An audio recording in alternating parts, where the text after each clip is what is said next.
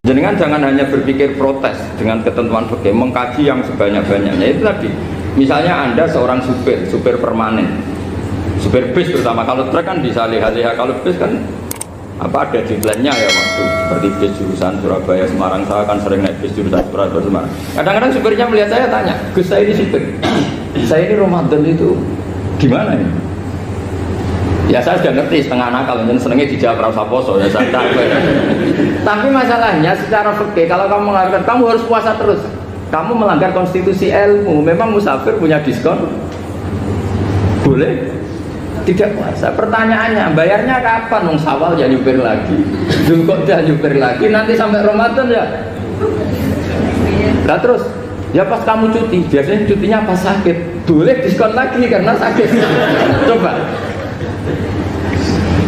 Nggak, andai kan Anda jadi ahli fikih milih zaman. Lu kalau orangnya soleh terus kayak ustadz-ustadz di sini kayak dosen UI kan, masa dosen UI Universitas Islam nggak Islami kan nggak mungkin. Mungkin memilih poso kan.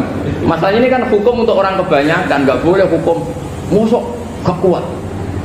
Bu, sahur jam 3:30 ngombe vitamin pokoknya harus kuat. Itu udah hukum, itu saran. Hukum itu beda dengan saran. Hukum itu hanya berpijak musafir itu boleh iftar. Kalau saran memang boleh, ya usahakan kamu makan 3:30 pas fit nyupir. Terus kalau nyupir selesai jam 10 nanti istirahat. Memangnya majikan bisa ngatur jamnya? Itu fikih. Maka menjadi perdebatan yang namanya pergi itu apa? Menurut Imam Syafi'i pergi itu ya dari rumahnya ke tempat yang asing yang tidak wilayahnya namanya pergi. Menurut Imam Ahmad bin Hanbal enggak. Pergi itu tidak kerja. Jadi orang yang supir yang seperti itu namanya tidak pergi tapi kerja. Tanyakan ke publik, misalnya jenengan ke UI, istri kamu atau suami kamu ditanya, istri kamu kemana? Kira-kira jawabnya bilang pergi jalan-jalan apa bilang kerja? Kerja. Makanya kata Imam Ahmad bin Hanbal, mudi musafar atau orang yang berprofesi, yang profesinya memang harus pergi kayak traveling atau supir, maka itu namanya tidak pergi, namanya itu kerja. Karena apa? Sekali distatuskan pergi, maka ikut status yang dikatakan Allah dan Rasul, dapat diskon, boleh tidak puasa. Maka terus kita debat tentang definisi. Nah, definisi ini penting karena yang menjadikan hukum rubah itu definisi. Misalnya gini, Mbak ini ngaji saya. Statusnya kalau pakai status saya ajnabi, orang lain Bapak ajnabiyah, maka hukumnya saya melihat Bapak ini haram karena statusnya ajnabi melihat ajnabiyah yang tidak mahram. Tapi kalau di fikih itu ada statusnya.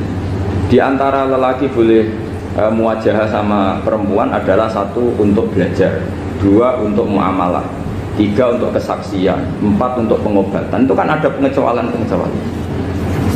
Sehingga statusnya sekarang Mbak itu belajar, apa ingin melihat Gus Bah atau Gus Bah itu mengajar atau ingin melihat Mbak, itu statusnya bisa rubah ya. Makanya kalau sebetulnya kalau kita marung di warung misalnya Padang, kita nggak pilah-pilah, kebetulan pelayannya perempuan itu masih bisa dihilah cara fikih. Saya muamalah marung, cuma kebetulan penjaganya. Tapi masalahnya Pak ini punya daftar penjaga yang cantik, itu masalah. Maka pertanyaannya itu marung ke situ demi marung apa demi melihat? Tidak jawab saja. Demi marung apa demi melihat? Kalau demi marung supaya kenyang, penjaga yang sangar-sangar juga banyak.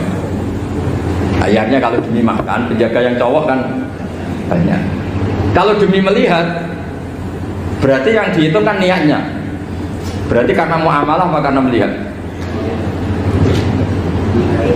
Melihat. Itu status. Jadi makanya kalau mudi musafar itu namanya orang pergi atau orang kerja? Orang kerja. Maka menurut pikirannya Imam Ahmad bin Hanbal seperti itu harus puasa karena dia adalah pekerja bukan musafir.